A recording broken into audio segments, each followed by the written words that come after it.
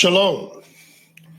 My name is Moreh IshiYAH Yisrael from the House of Israel in Cincinnati, Ohio, 2330 Kemper Lane, bringing to you in 40 minutes or less. In 40 minutes or less, I will prove beyond a shadow of a doubt the word of Yahweh. Who is this Yahweh? Yahweh is the creator of the heaven, the earth, the sea, and all that is therein. Yahweh is the Elohim of our fathers, Abraham, Yitzhak, and Yisrael, whom you may know as Abraham, Isaac, and Jacob. Yahweh is our judge. Yahweh is our lawgiver. Yahweh is our king, who will save us. Shalom, and welcome to another program of 40 minutes or less. In this program, lesson number 4, once again, we will deal with the study of Yah's words. In this lesson, we will deal with the study of Yah's 32 words. We have already brought to you 24 words of the Creator. And now we're bringing to you 32 words of the Most High. Each lesson, we will bring to you 8 different words. Words that you can study and teach yourself, and words that you can study and teach your children. So we have 8 more beautiful words. In these 32 words, and let me not forget, we will do all this in 40 minutes or less.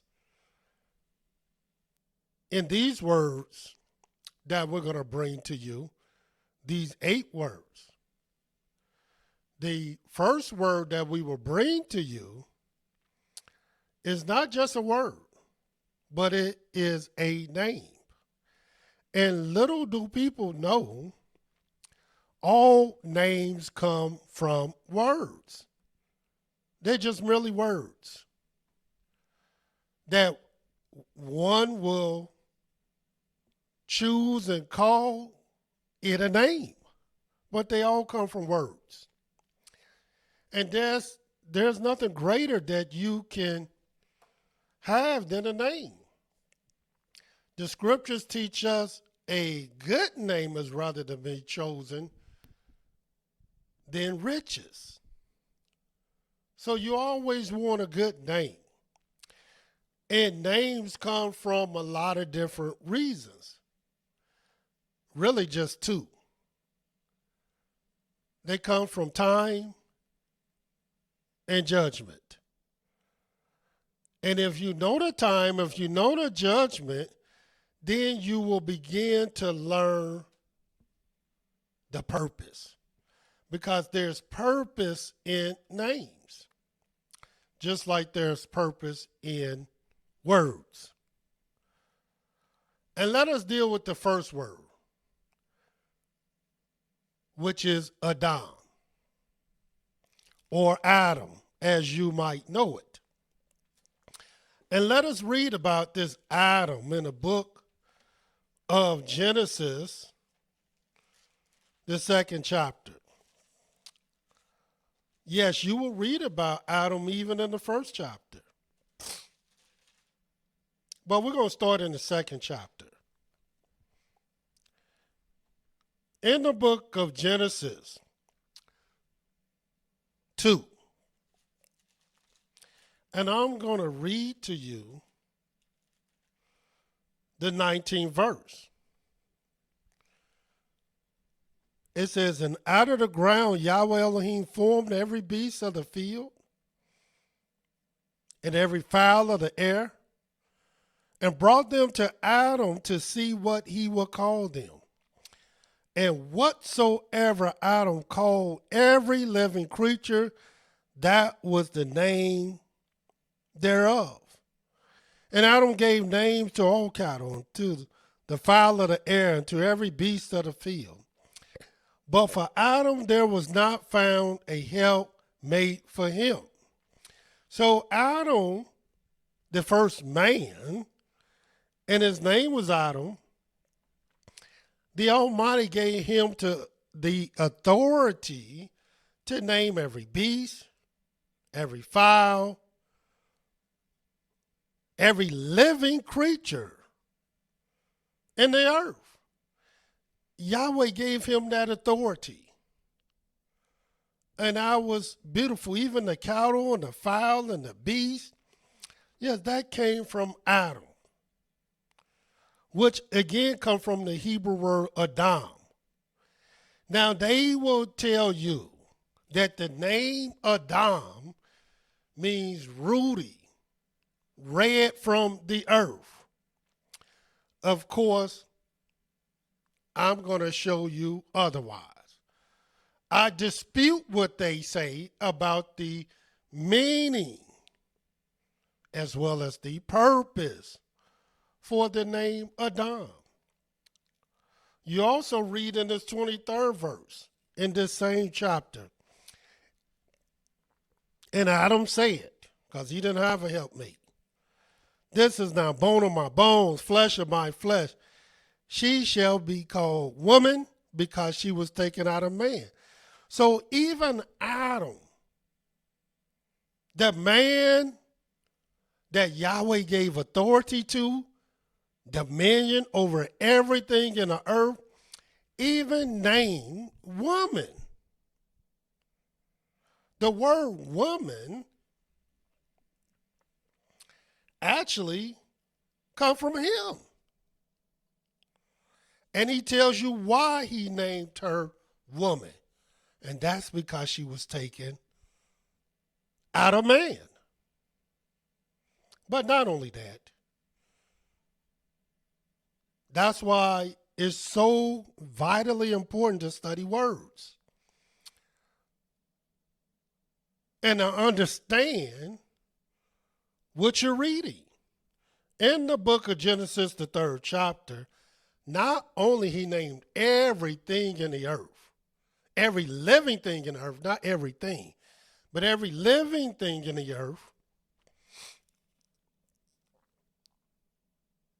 and even came up with the name woman. But not only that, watch this in Genesis, the 3rd chapter, the 20th verse. And Adam called his wife's name Eve, because she was the mother of all living. Even though he called her woman, that wasn't her name. Her name was Eve, at least her first name. Because I'm going to show you that her last name came from him. And little do people know, this is what I want all the sisters to know, that you get your name from your father. And the only way that name can change to anything else is that you have a husband. And when you get a husband, then you take on his name and not the other way around. Which lets you know that if you are honest, you would know that it is the man that has dominion, and it's him that you should honor. And why? Because you bone of his bone. Why? Because you only called a woman because of him. And why? The first wife was given her name by her husband. And then furthermore, in the book of Genesis, the 5th chapter, this is what it says in the 2nd verse. Well, we'll start at the 1st verse. This is the book of the generations of Adam. In the day that Elohim created man, in the likeness of Elohim made he him. Male and female created he them, and blessed them, and called their name Adam. In other words, she took on his name. And I'm going to prove that she took on his name. In the day when they were created. So her name was Adam as well. Her first name was Eve. But this was her name given to her in marriage. And all women take on the name of their husbands. Let us go to the second word. The second word we're going to explore is the word ground. Yes, ground. Ground, ground. And why? And let me show you why. Let's go back to Genesis. Show you how all this is related to one another. In the book of Genesis, the 2nd chapter, and we're going to start reading at the 5th verse. And watch what this says. And every plant of the field before was in the earth, and every herb of the field before it grew. For Yahweh Elohim had not caused it to rain upon the earth, and there was not a man to till the ground. And I told you we're studying the word ground right now. Well, the word ground comes from the Hebrew word Adamah. Now, the first man's name was Adam. But the very place he came from is Adamah, which is merely almost really the same word. And let me show you they the same word. Even though they'll tell you Adam means ruddy, red, man, not realizing the word Adamah has nothing to do with red at all. It means soil, earth, ground. Watch what it says in the 7th verse. Genesis 2:7. And Yahweh, Elohim formed man of the dust of the ground, of the dust of Adamah. Which don't mean red at all. And breathed into his nostrils the breath of life. And Adam, and man became a living soul. Talking about ground now. Watch the 9th verse.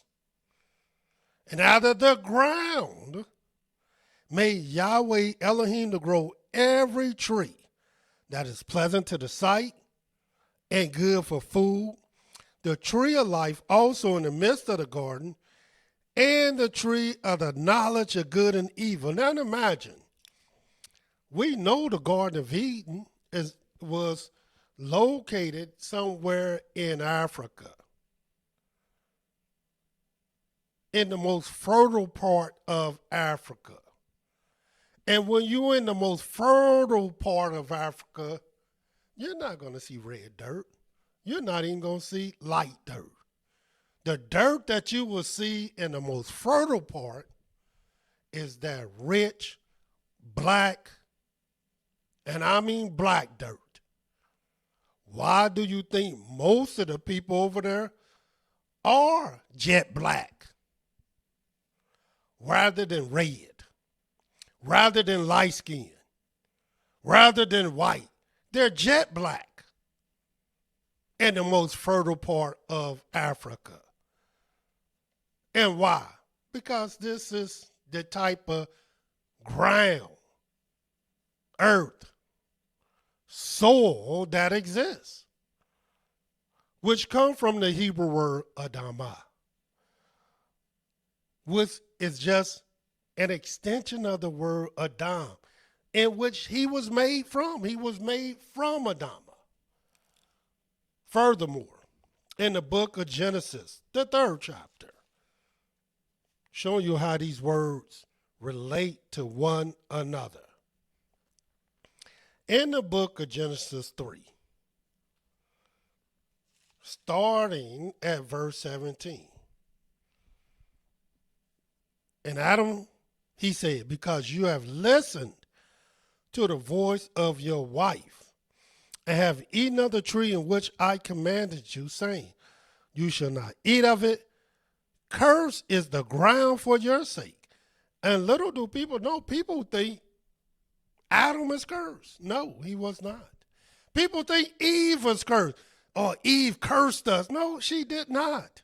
She was not cursed. There's not one place in the Holy Scriptures that says she was cursed. There's not one place in the Scriptures says Adam was cursed. As a matter of fact, just the opposite. They both were blessed. So you're going to have to reread that and learn exactly what that means. Watch what it says. Continue to say. In sorrow shall you eat of it all the days of your life. Thorns also and thistles shall it bring forth to you, and you shall eat the herb of the field. In the sweat of your face shall you eat bread. Now watch what it says. Till you return to the ground, Adama. For out of it were you taken, for dust you are, and to dust shall you return. So let us go to the 3rd word, because there's 8 words we got to get to. The 3rd word is dust. And we just read about dust, which comes from the Hebrew word afar. Again, what is this dust? What is this afar? Watch this, and I'm going back to Genesis 2, because all these words are related. Again, in the 5th verse, and every plant of the field before was in the earth, and every herb of the field before it grew. For YAHWEH had not caused it to rain upon the earth, and there was not a man to till the ground.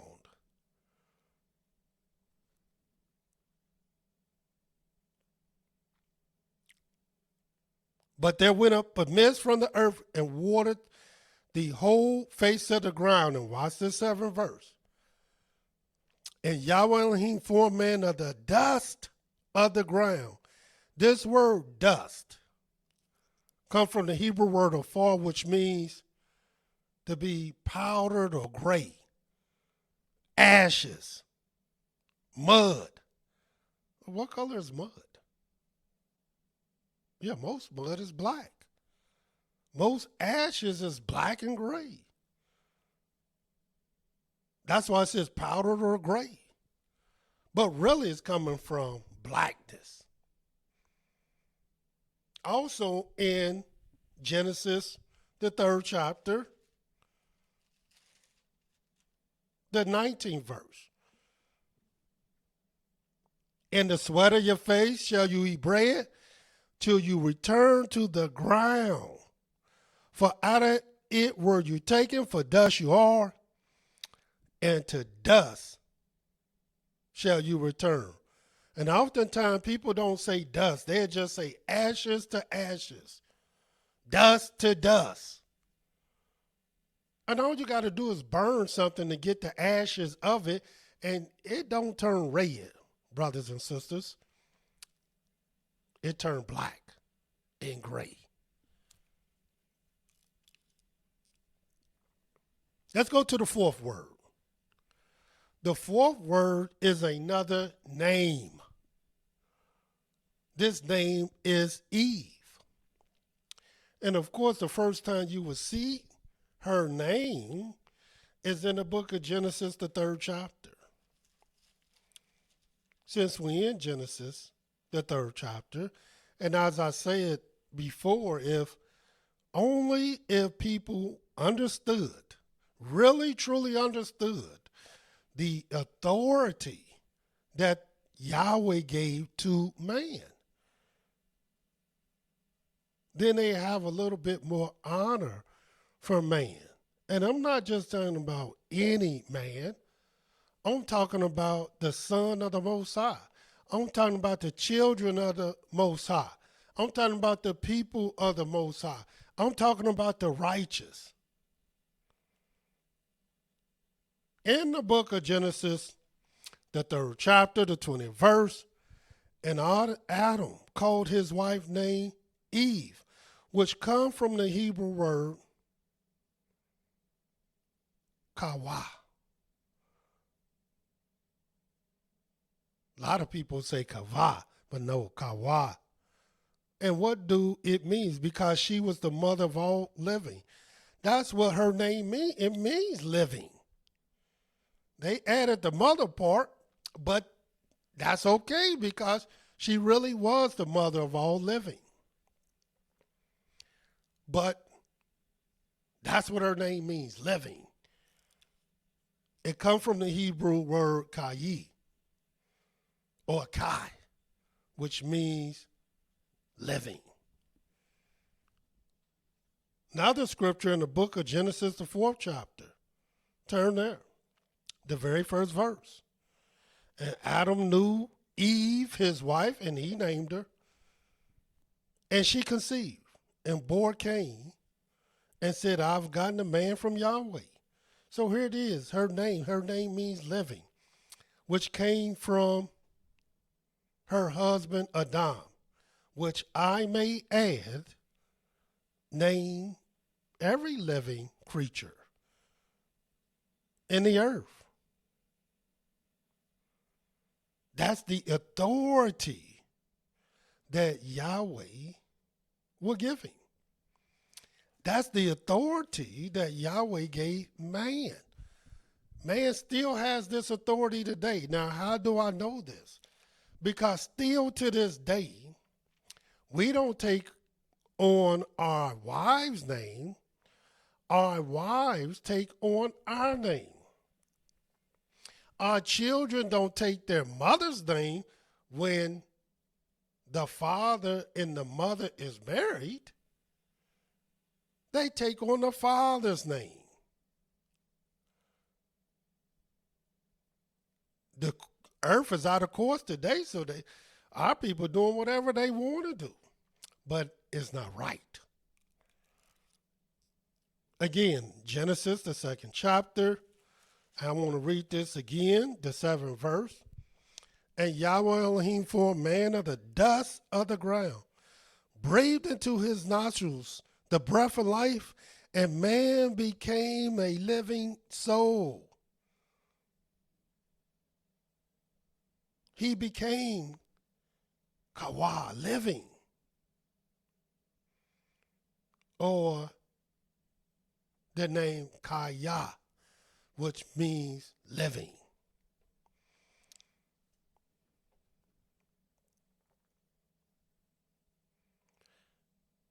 Which brings us to the 5th name, or the 5th word, which is Cain. And we just read about Cain in Genesis, the 4th chapter. In Genesis, the 4th chapter, the 5th word we're going to deal with, which is also a name, the very first verse. And Adam knew Eve, his wife, and she conceived and bore Cain, and said, I've gotten a man from Yahweh. And of course, the Hebrew word for Cain is Cain, which means exactly what it's saying. I have gotten or gotten. Oftentimes in the scripture, the word gotten or possess or put, something that Yahweh got, something that Yah gave, or something that Yahweh possessed, it will come from the Hebrew word Cain, which is also a name. And it's a name because she seen, I gotten this man from Yahweh. Also, in Genesis, the 14th chapter, just showing you the usage of this word. Genesis 14. That's why we must study words. And today is the study of Yah's 32 words. Genesis 14, the 19th verse says, and he blessed him and said, blessed be Abram of the Most High Elohim, Cain, possessor of heaven and earth. That's what that word means. Also in Genesis 25.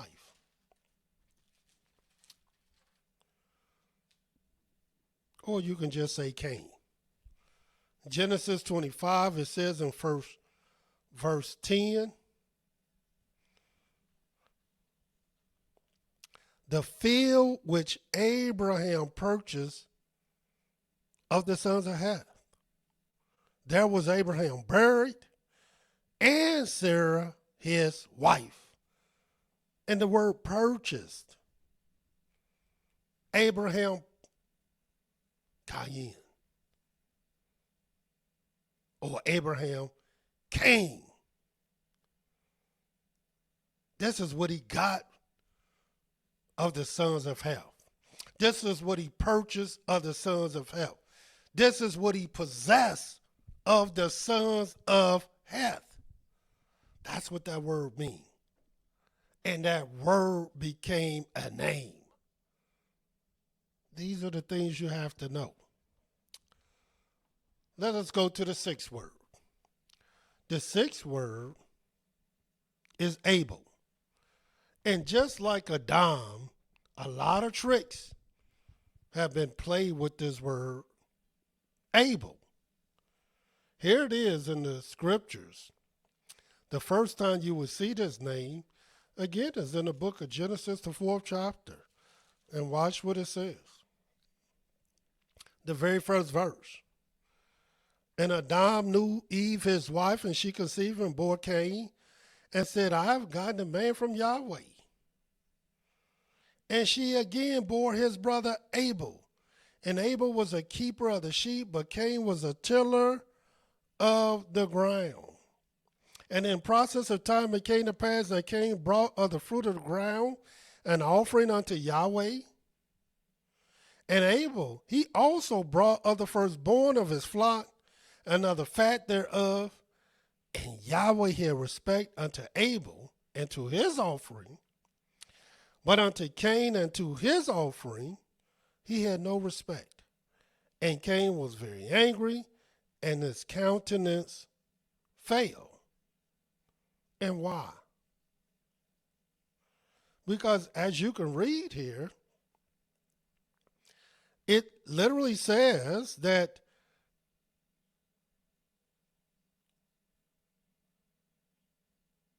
Cain brought of the fruit of the ground an offering unto Yahweh. It said nothing that Cain brought his first fruits, his best fruits, the most choice fruits. It just says he brought the fruit of the ground. But then when it talked about Abel, it says Abel brought the firstborn of his flock and of the fat. The word fat means the best, the choicest that he had. No wonder he had respect for Abel's offerings, but no respect for Cain's. But when they go to translate Abel's name, they demonstrate, just like Cain did, no type of respect. Here it is. They will translate the name Abel to Abel. They will translate it Kabel. which means vanity, emptiness. But the only time they were translated and attributed to the Hebrew word kabel is in Genesis, the 4th chapter. But everywhere else you will see the word Abel.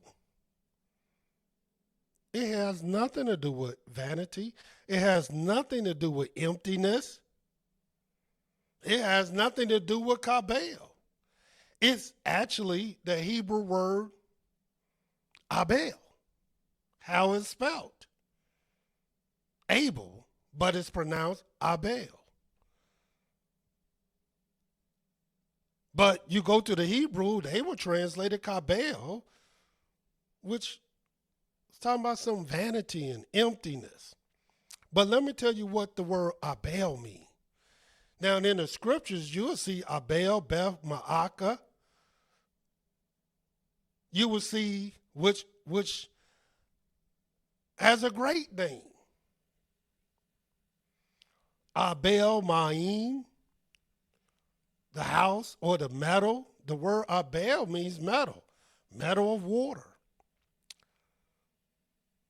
Abel Mitzrayim, metal of Egypt.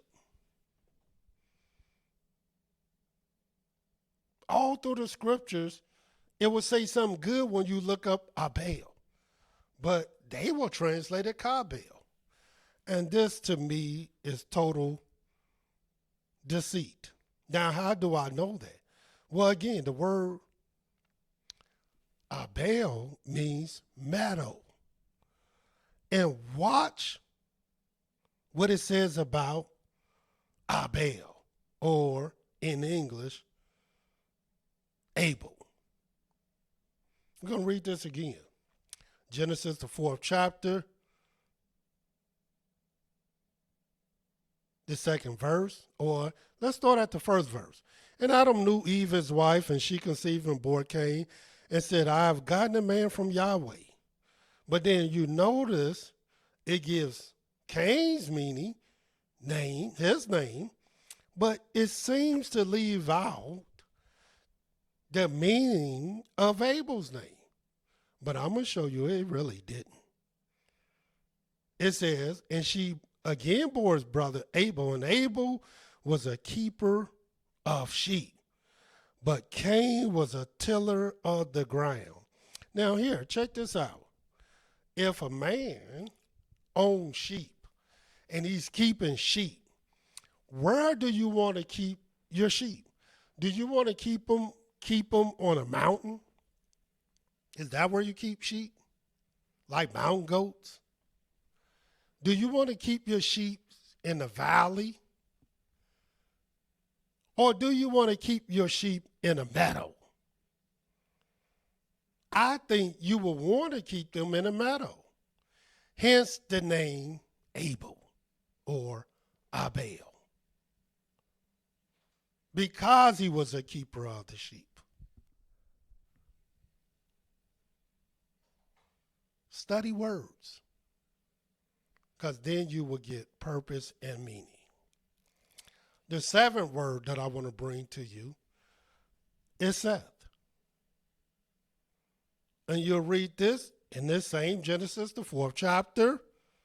And this is what it says in the 25th verse. And Adam knew his wife again, and she bore a son, and called his name Seth. For Elohim said, he has appointed me another seed instead of Abel, whom Cain slew. And the word appointed, that's what the name Seth means. It comes from the Hebrew word sheet, which means appointed. Because Yahweh appointed her another seed instead of Abel, which means meadow, whom Cain slew. Makes sense, don't it? And what's another scripture?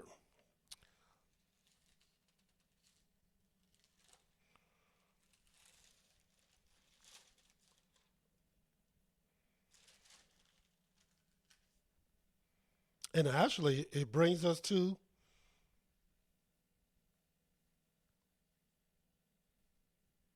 the next name, and that is Enos, which again, another word. And let's talk about Enos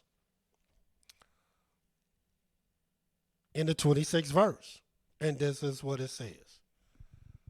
And to Seth, to him also there was born a son, and he called his name Enos. Then began men to call upon the name of Yahweh. In other words, that's how important that name is, because then they began to call upon his name during his generation, during his lifetime. Enos. The Hebrew word Enos means man, just like Adam. But guess what? It don't just mean man, it's a certain type of man. For example, if you go to the book of Genesis, the 18th chapter,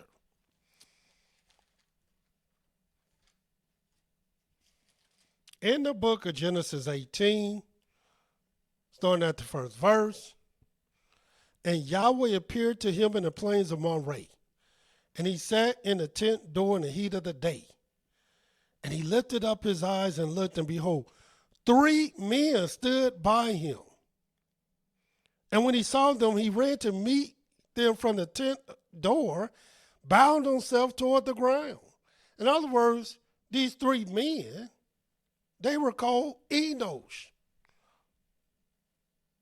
And Enos is not the same as Adam, where it means dirt or ground or soil. But it is talking about a certain type of person. In this particular case, it's angels. In the book of Genesis, the 13th chapter, this is what it said about Enos, how the word is used. Now, it's not used like this in every single case, but in the vast majority of the cases, this is how this word is used.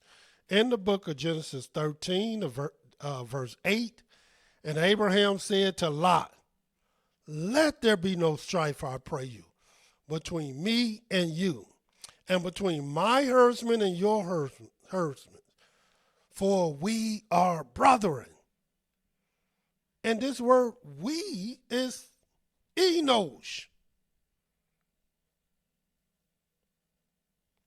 So in other words, it says for men, like talking about us men, we're brothers. So let us not have no type of strife at all with one another. And just one more scripture before we adjourn. In Genesis, the 6th chapter, and we're just going to read verse 1 through 4. And it came to pass when men began to multiply on the face of the earth, and daughters were born to them, that the sons of Elohim saw the daughters of men, that they were fair. And they took them wives of all which they chose. And Yahweh said, my spirit shall not always strive with man, for that he is also flesh. Yet his days shall be 120 years. And watch what it says. And there were giants in the earth in those days. And who were these giants? According to the scriptures, Enos. These were the giants. Enos. Because they were certain type of men. Not necessarily from the ground.